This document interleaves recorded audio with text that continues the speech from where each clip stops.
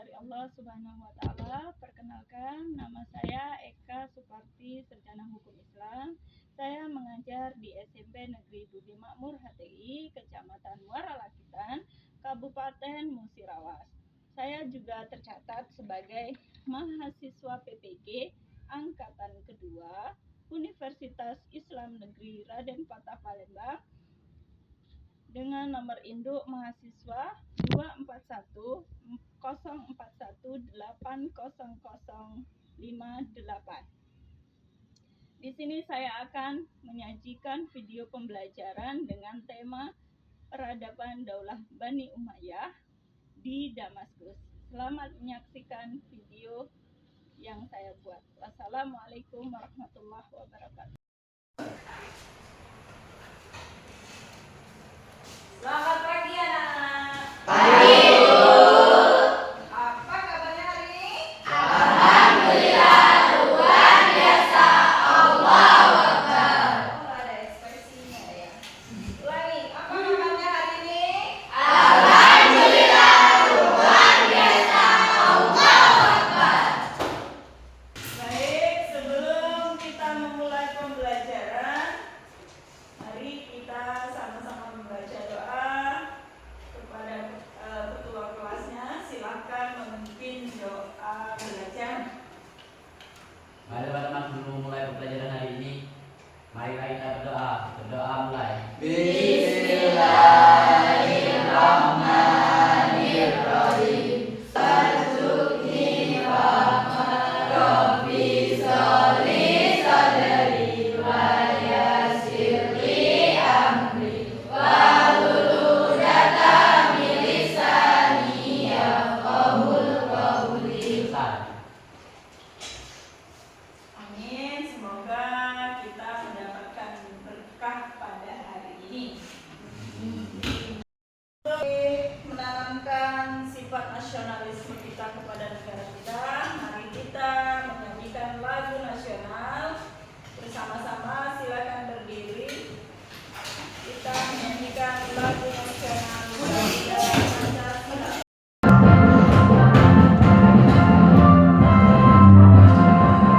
Gerak Pancasila, akulah pendukungmu. Patriot proklamasi, sedia berkorban untukmu. Pancasila dasar negara, rakyat adil makmur sentosa. Pribadi bangsaku, ayo maju, ayo maju, ayo maju, maju, ayo maju, maju.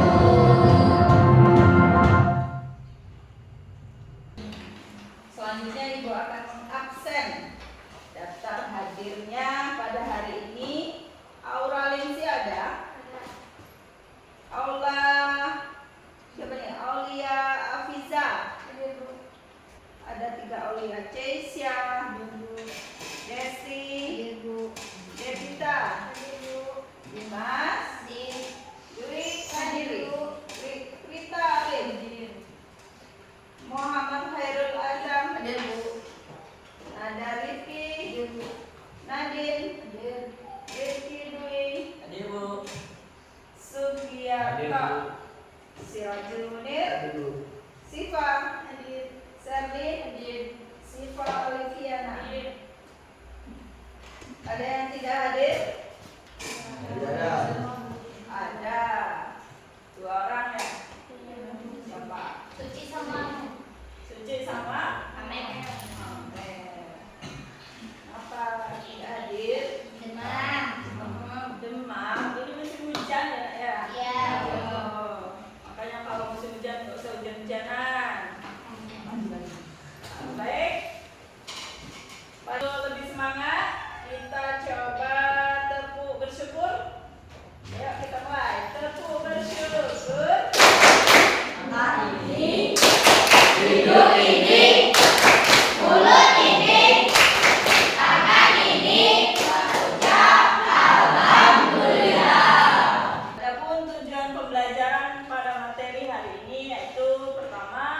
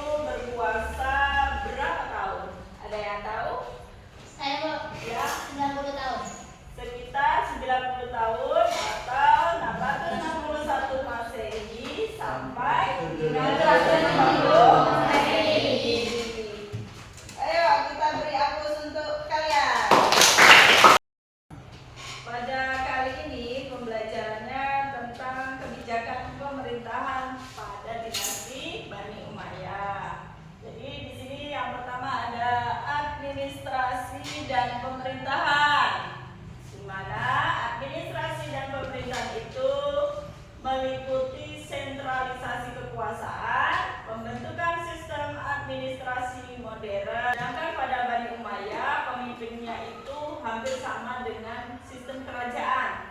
Jadi ketika ayahnya meninggal atau rajanya meninggal, maka akan digantikan oleh keturunannya.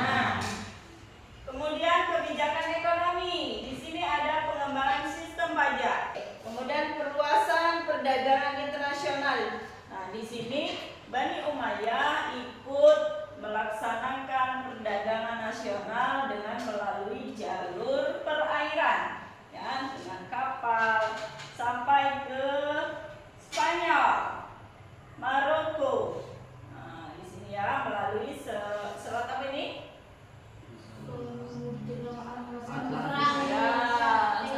Atlantis, kemudian ada Selat Gibraltar. Nah, jadi dari sampai ke Spanyol, berarti kalau Spanyol itu benua Eropa, ya. Kalau Maroko benua apa? Afrika. Kemudian ada pengaruh sosialnya. Di sini peningkatan interaksi antara berbagai etnis. Pemerintahan Daulah Bani Umayyah menerapkan bahwa semua manusia itu sama. Penyebaran Islam hingga ke Eropa, nah, melalui sistem perdagangan tadi. Jadi sampai ke Spanyol, Asia Tengah. Kita termasuk Asia bukan? Asia Tengah atau Asia Tenggara, ya. Pengaruh budaya. Di sini ada pengaruh Arab. Jadi pada masa Bani Umayyah itu bahasanya menggunakan bahasa Arab. Arsitektur.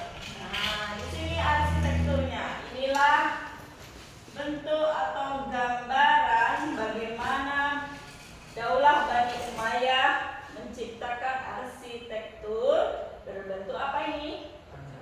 Masjid, ya. Ini adalah gambar masjid. Namanya Masjid Bani Umayyah. Kemudian ada perkembangan kebudayaan. Tadi sudah disebutkan ada seni, arsitektur, pembangunan masjid, kemudian ada ilmu pengetahuan, di mana para ilmuwan dikumpulkan untuk membentuk suatu sekolah, ya. Kemudian kemajuan dalam astronomi. Astronomi ini apa nah? Ilmu apa? Perbintangan, ya. Kedokteran dan matematika. Jadi pada masa Daulah Bani Umayyah itu sudah dikembangkan beberapa ilmu, termasuk ilmu hadis, ya, ilmu tafsir. Nah, di sini ada satu contoh gambar di mana para ilmuwan berkumpul. Nah, untuk lebih mengetahui lagi apa itu peradaban Daulah Bani Umayyah, maka kita simak video berikut ini.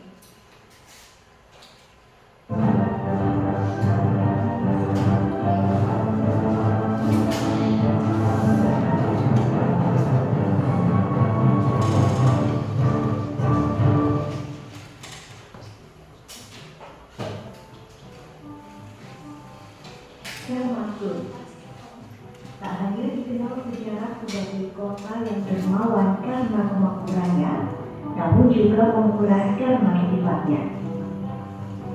Ibu kota Suriah ini adalah pusat budaya dan komersial yang penting.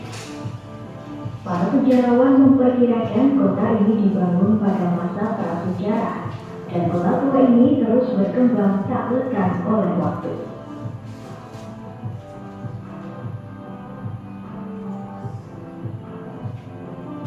Kota tertua di Timur Tengah ini didirikan pada milenium ketiga sebelum Masehi. Referensi tertulis pertama yang pasti tentang kota ini ada dalam tablet hieroglif Tel El Amarna di Mesir, di mana kota tersebut terdaftar di antara wilayah yang ditaklukkan oleh Thutmose III pada tahun 1490 sebelum Masehi.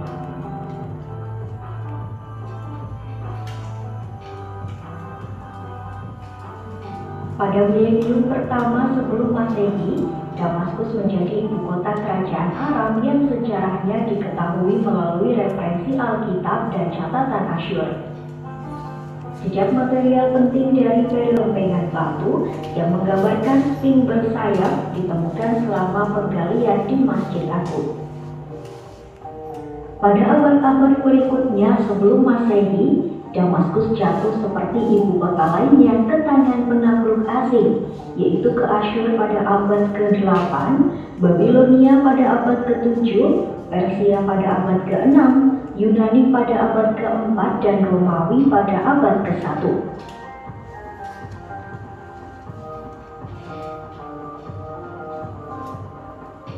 Dengan penaklukan Alexander Agung pada 333 sebelum Masehi, Damaskus menjadi bagian dari dunia Helenistik selama hampir 1000 tahun.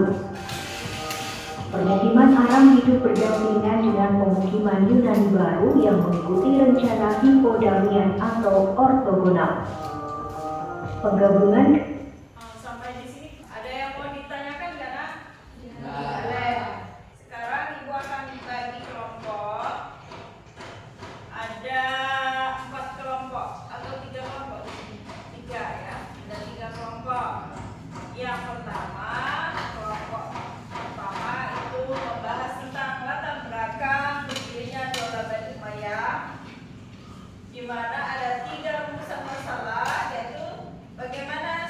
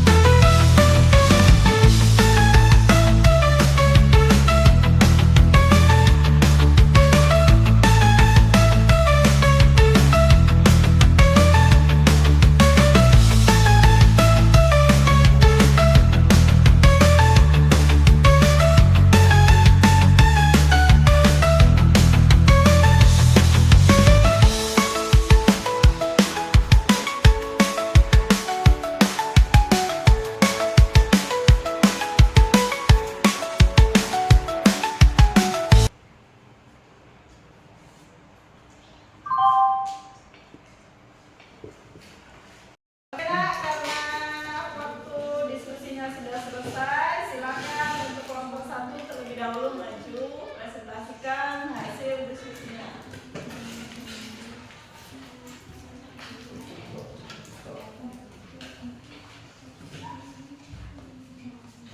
Assalamualaikum warahmatullahi wabarakatuh. Waalaikumsalam warahmatullahi wabarakatuh.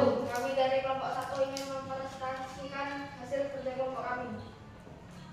1. Bagaimana sejarah Bani Umayyah sebelum menjadi dinasti di Damaskus. Sebelum menjadi dinasti, Bani Umayyah adalah salah satu klan terkemuka di suku Quraisy yang berpusat di Mekah. Mereka memiliki peran penting dalam perdagangan dan politik di arah Islam. Klan ini awalnya menjadi penentang Nabi Muhammad SAW, tetapi setelah penaklukan Mekah pada tahun 630 Masehi, banyak anggota Bani Umayyah yang memeluk Islam setelah wafatnya Nabi Muhammad. Tokoh Bani Umayyah seperti Muawiyah bin Abu Sufyan memegang jabatan penting, termasuk menjadi gubernur di Syam, Suriah. Peran inilah yang menjadi landasan berdirinya Daulah Bani Umayyah di Damaskus pada tahun 661 Masehi. Setelah Muawiyah menjadi khalifah pertama dinasti tersebut. 2. Apa faktor-faktor yang mendorong perpindahan ibu kota dari Madinah ke Damaskus? 1. Letak geografis.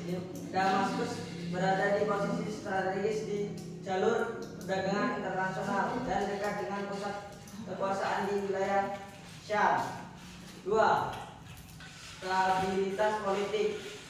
Madinah lebih cenderung menjadi pusat spiritual, sementara Damaskus memiliki infrastruktur yang lebih mudah dan penduduk yang lebih beragam, memungkinkan kontrol politik dan militer yang efektif.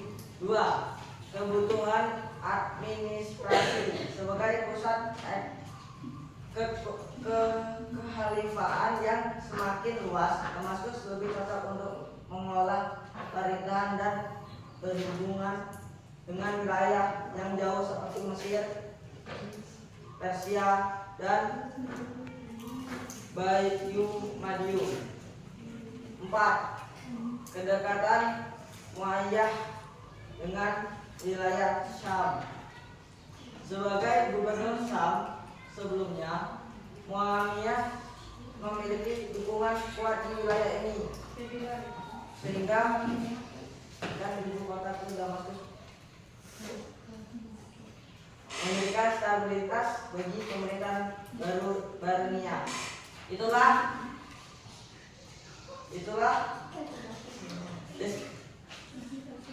Itulah presentasi dari kelompok kami. Kami akhiri. Wassalamualaikum warahmatullahi wabarakatuh. Waalaikumsalam warahmatullahi wabarakatuh. Ya, sekarang lanjutkan. Assalamualaikum warahmatullahi wabarakatuh. Waalaikumsalam warahmatullahi wabarakatuh. Kami dari kelompok 2 akan mempresentasikan hasil kerja kelompok kami dari beberapa pertanyaan berikut. Yang pertama, apa kebijakan ekonomi yang diterapkan oleh Bani Umayyah di bidang pertanian, perpajakan, dan perdagangan? Yang pertama, bidang pertanian. Bani Umayyah mendorong peningkatan produksi pertanian melalui pembangunan irigasi, kanal, dan bendungan untuk memperluas lahan gubur.